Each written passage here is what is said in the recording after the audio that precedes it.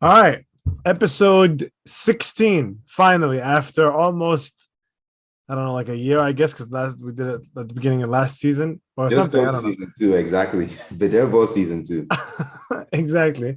Um, Serie preview 22 23. So I have past us to do it with me because that's what we did last time. Mm. And actually, I was gonna look back at what we said last time and then see if we were right. I know most of the stuff. To be fair, I was right.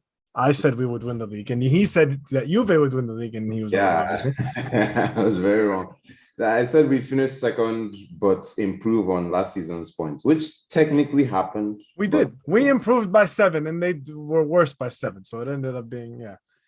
All right. Well, I guess let's just start with Milan. I mean, like, who else are we going to start with? yeah, We won the league. what can you even say, really? Honestly, we Like won the league. We're the shit. I was it, right. it's not. I don't think it's outrageous to say that since the bubble, Milan has been the best team in Serie. Like if you just look at from when the COVID Yeah. restart happened, if you count the games from like June 2020 up to present day, Milan has been the best team in Serie. But I don't know. I guess this time around, I'll still be the same, more pessimistic one of us. Where uh, I feel like I don't know whether I it's just had I had us winning the double the day we won the first one. I was like, all right, we're gonna win. Once Kessie scored, I was like, cool, let's do this one again. Let's run this back. Let's do this again. Um Honestly, let's just get into it. Okay. yeah. Okay, This so let's actually get into it because the all right. thing with Milan, just jumping straight into it, the thing with Milan that worries me is that we don't have KC anymore, and I'm just like so much of what we've been able Oh, to do. Romagnoli, Yeah, so much of what two we've of our been able to favorites. do as we sort of transitioned into this sort of like completed Pioli ball vision that he had of like winning the ball back, pressing high up the field. This is the Romagnoli fanboy speaking out. It feels like that wasn't really Romagnoli's strength. And he No, it said as wasn't. much when he went to Yeah. Lazio that like the game that he's very used to is the tactical possession, building from the back. That's where he shines.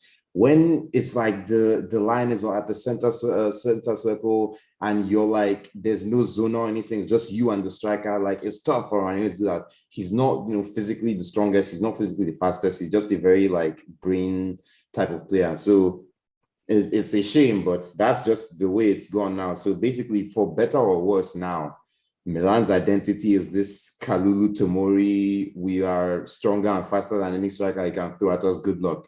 And it worked because we won the league. But we only won 26 games. So I'm just like, can Milan win more than 26 games? Maybe. Maybe we can. But can we win more than 26 games without Casey and Romagnoli? All those different types of opponents that we faced? Because Kalulu and Tomori are good in many types of games, but there's some types of games where we really miss that Romagnoli, initial pass that just sets the entire, just flips the switch. And I don't know, it feels like Milan this season will be more one-dimensional. And obviously, that's not always a bad thing in football. There's many teams, their plan A is good enough to win 30 games. Like we see with Man City, we see with Liverpool. So Mhm. it's not as if it's a bad thing that Milan will be more one-dimensional. But like it would just be interesting because a lot of other teams around us, well, others really only enter. That doesn't really apply to them. But I guess to wrap it up, my prognosis for Milan is just it would be really tough to improve on 86 points without KCA, without Romagnoli. Like we've made decent transfers. I'm sure you can run through the transfers that we made with your notes. I have the same, but do you have anything to add on those transfers? To me, Because it's like this, I've right? not really mentioned them. No, it's like okay, look, the transfers to me are like when the season ended, right? Okay, fine. We only won 26 games. You're right. Okay, and I look, I said we're not one of the best league winners of the past decade Yeah. or whatever. We're probably towards the We worst. had the same points. We had the exact same record as the season when Sarri came third. Yeah, He had and I said 20 and I've points. said before all summer because like the Napoli team is basically finished, right? Like that iteration of that Napoli team is gone now, right? And people have been like, oh, but they didn't win anything, and I'm like, all right, I mean that's cool, but they're way better than the team we just won with. So like, and like So, but regardless of that, why I wanted, I've been saying that I was saying that all last season, but it's like that's what made me want to win so badly because it's like we're playing with house money. It's like we won before these guys were in the prime. We're before like before any of the world class. We're like the 2019 Nationals, like that was our window. Yeah, way ahead. We won way ahead of when we were supposed to, right? Like most title winning teams, right? They win when their best players are 28 and 29, and they've played in everyone is on their last League games, and they played 50 Champions League games, right? We won the league when our best player is 23, and 8 out of 11 starters have probably never been a starter on a Champions League team, right? Yeah. All these kind of things, like we won way ahead of time, and that is, you can look at that in a negative way, but the way I've always looked at it is like we won the league, and I can clearly see, okay, we need to improve this and this and this, right? Yeah. And if we improve this and this and this, right, then we win 3, 4, 5 leagues. You know what I'm saying? Like we have a foundation, and if we keep adding to it, which I'm still 50-50. I don't think we've added to it enough, but I think we've added to it in certain places. Like you notice, I talked for almost 2 years about Milan. I didn't mention one transfer because okay, yeah, we got Messias Jr., we got Florenzi, we got Origi, we got Adli, and we got the Belgium guy Charles de Ketelaere. Those are all, I'm sure they're fantastic players, but like none of those guys, apart from people we already have, none of those guys came from Serie. All those guys will need the thing with those guys is the thing with those guys to me, like we still need I still want a right winger, and I still want a midfielder, like at least a third midfielder, right? And I still want a center back. I'm fine with Tomori, with Tonali and Benaza starting. Like that's, you can beat anybody in this league with that, in my opinion. You can beat anybody in this league with Karul and Tomori. I'm fine with that, but we need backup options. My what I'm happy about is with Adli and with De Ketelaere, like the pure talent level of the team has gone up. It's increasing. And it's because like the thing is, when we play a game and it's like an hour into the game, instead of the first sub being Krunic, who I love, now the first sub can be Adli or De Ketelaere. Exactly. Like we're gonna start Brahim in the first game, right? Like when I wrote the notes, I wrote the typical lineup that you can expect from Milan. And it's basically just the same lineup that Pieri plays every week. But like, this year, but the difference is this year when those guys, if Brahim like underperforms again, it's not Krunic coming in for him. It's guys, there's guys nipping at his heels, like I'm gonna take your spot and you're not getting it back again if you don't if you don't perform. So it's like okay, we only won 26 games, we only lost 4, right? We weren't like bad. What we were doing was we weren't being able to break down these small teams, and we bought 2 things. First of all, we brought creative talent in Ali and De Ketelaere, finally replacing Suso after like 3 years. And to me, almost more importantly, I think, right, is we got a fucking striker who can move, right? He can go to the right, he can go to the right wing, and he can go to the left wing, and he doesn't just have to stay in the middle and make everything right in front of you, right? Like the fact that we were able to win with what was the most rigid and like predictable style, like it worked great because we had quality, and we had because all our predictability was Leao and Teo Hernandez, right? All our predictability came from 2 players. I feel like we both agree on this. I think we've talked about it before, that we played last season our best football with Rebic up top, right? Rebic middle, Leao on the left. That's because Rebic could go to the left, he can go to the right, he'll press, he'll do all these different things. He'll open up the field in a way that Giroud and Ibra just physically can't. He doesn't just let the defense stay in base. Exactly. American football technology. Exactly, because those guys can't get in behind. Those guys are great at what they do, and we've mastered the like hoof ball, but also kind of like being technical at the same time. Like we play a stupid amount of like, okay, Calabria just punted the ball up, right? But something will happen. and we mix it up. We mix it in with Leao is going to beat 5 people off the dribble 1-on-1, and nobody can stop him, right? This year, I feel like Origi is like the best of both worlds, or it can be the best of both worlds, where it's like he's still big, he's still physical, he can still be that target man where we don't have to just abandon all those principles, because we did work hard on them, and they did work. It's not like we should play crosses or anything, right? But at the same time, we have on the other side where he can actually press and he can actually run like those other guys couldn't. To me, I've been saying like I think he's gonna score 18 league goals. And people, yeah, exactly. And everybody gives me that reaction. And it's like the thing, the reason why I reacted that way is because I still penciled in Jude as like I do too. But to me, I feel like Origi has the potential to usurp him very quickly because much and like he'll get injured. Kalulu, They always get injured. Everybody much like with Kalulu, Pioli will realize that like wow, the difference between him not being here, I can live with the shortcomings because the shortcomings of having a 5'10 CB are numerous. But Pioli has already accepted that like what we miss out on from not having Kalulu is just too great. He's just going to live with the consequences. And I feel like that might be it for Origi as well. To me, why I have him scoring so many goals is, first of all, like I get everybody goes like, well, Giroud's still there. To me, I just think we're gonna score so many more goals. Giroud is not gonna get and Giroud's not gonna get all of them. So they have to go somewhere else. And because I think one of my weaknesses that I put for Milan, like the pluses and minuses. The pluses were purely stability, and we returned a lot of production. Basically, we didn't lose anyone important.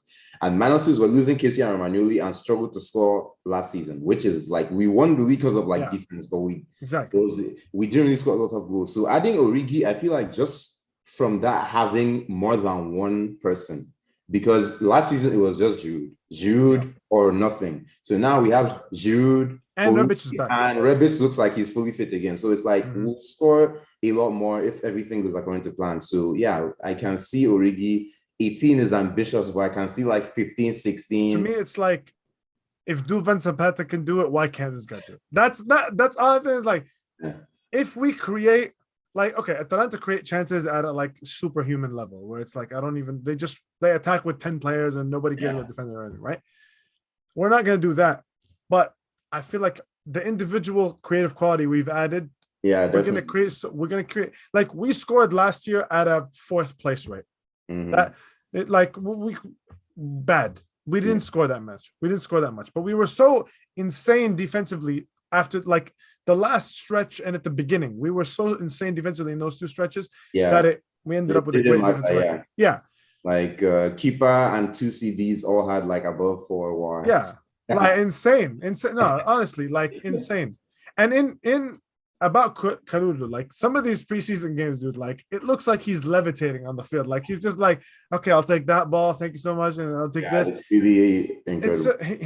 He's so great, which is why I found it funny the whole summer. Every time we get linked to the center back, who's clearly going to be the 3rd center back. Everyone we linked to is clearly going to be 3rd center back, and every single time they're like, okay, but what if we just put Kalulu at right back? I'm like, what did we just watch this? Why would I want to? You don't understand that Calabria is Milan's captain. Like Calabria is not going anywhere. Listen, dude, forget the Calabria slander, right? Which in itself is ridiculous. I love Calabria, right? But even if you put that to the side, it's like we just watched this guy. Like he wasn't that amazing at right back, but he was amazing at center back. So why would we want to move him to the position we just watched? And he was good. He was fine. So now, okay, this last I don't know 3 weeks I think of the transfer window, what is left. It looks like we're going to panic buy because we do need, well, to be fair, I don't know if it's panic buys. Maybe they've had these guys on the board all along, but it doesn't seem that way because they did want Renato and they did want Butman and they had no money or conviction for either of them. Prefer not to speak on either of those players, by the way, because neither do I. I was fine with not spending 30 million on a center back who I don't think would have started. And I was fine. Especially, man, there were a lot of weird things I saw with that dude with respect to like being a Kessie replacement. It made no sense because it's like, okay, first of all, and when you talk about, if you sum up Kessie's Milan career, it's like, okay, or the good parts, let's say, Kessie's Milan career, right? It's like defensive ability, right? Reliability, never gets injured, always there. Like he's the guy who's penciled in for 36 starts, all that stuff, right? Those are the main 2 things. And physicality, let's say. I guess Renato does have that, but you would say those main 2 things, right? He's not great defensively, and he's never. I don't think he's ever started 20 league games. So it's like, how does this make any sense? Now, exactly. But what I always said, right? To be fair, and purely, the other day he had an interview in Gazeta, and he said, I'm not interested. We aren't interested in signing a Kessie replacement because there are no Kessie replacements we can get, right? And I'm like, you know what? Fair enough. Is there Yeah. actually a guy who can give you Kessie's things, but we can afford? No, there aren't. So I'm fine with them going in like, okay, let's just restructure our midfield in a different direction. Yeah. And I was fine with spending 10 or 12 or 15 million on Renato if it was a punt, right? But when it turned out that 10 and 12 and 15, that's our entire budget for the position, right? Then I'm like, okay, this doesn't make any sense. Yeah. So the fact that it's not happened, I'm cool with that. Like, I don't mind. But it seems that they weren't very prepared for it. Now they have all this guy from Denmark and like these random and this guy from Ligue 2 now, Bordeaux and all this stuff. And it's like, all right, fine, we're gonna panic I'm buy. so glad I don't really follow transfer news like that anymore, man. Because I was like, can we just play Udinese already? Like, The thing that's the thing is like I like I said, I am the starting 11 is a title winning starting 11 in my opinion, right? So all these other transfers are worst case scenario. Ideally, I don't want to see any of these guys, right? Mhm. But knowing us, we pencil a what's it called, an injury crisis every year, right? We pencil it in. So I assume one of Tonali and Benasta are going to get hurt, or both, God forbid. Yeah. And I don't want to see Krunic and Pobega as a midfield like I just don't want to see it. So I'm hoping the thing is, look, I like Pobega and I have to defend my Pobega takes. This is like the Europa League para talking. This is like me thinking, bro, he's fine. I just want him to be my fourth midfielder, not my third. Yeah. That's all. It's like it's not I want him on the team. I'm not complaining that he's on the team. And I want Krunic to be my fifth midfielder. I don't want him to be my fourth. You get what I'm saying? Like I just want these guys pushed back. But it's like my problem with what happens is we're gonna panic buy, and I'm hoping that because they have all these like advanced stats like guys now, and they have this big scouting department or whatever. I'm hoping these are just like some amazing gems and they work out and whatever. Yeah, that's usually what you can bet on these days. Yeah, irrespective of that, I still think we're title favorites, and I'll talk about more. We'll talk in a second when we talk about Inter about why I think we're title favorites because. Okay. Right, wow, we actually disagree. Interesting. Okay, let's go then. You so think final verdict on Milan? You think we'll win? Yeah, well, of course, yeah, we're gonna. Okay, so yeah. Okay, actually, let's do a grading on their transfer window. What would you say?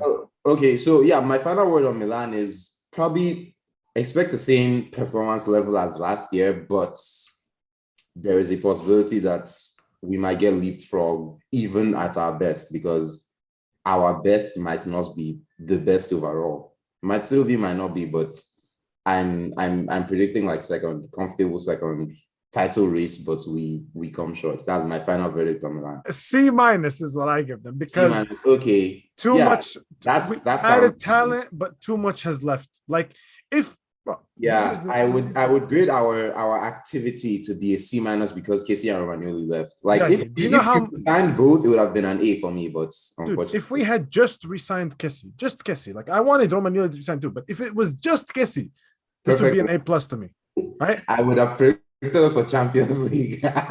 because if we had the three starting level midfielders and then add the talent, all that stuff we bought, and the new striker and all that on top of it, like I'd be like, cool, let's do it.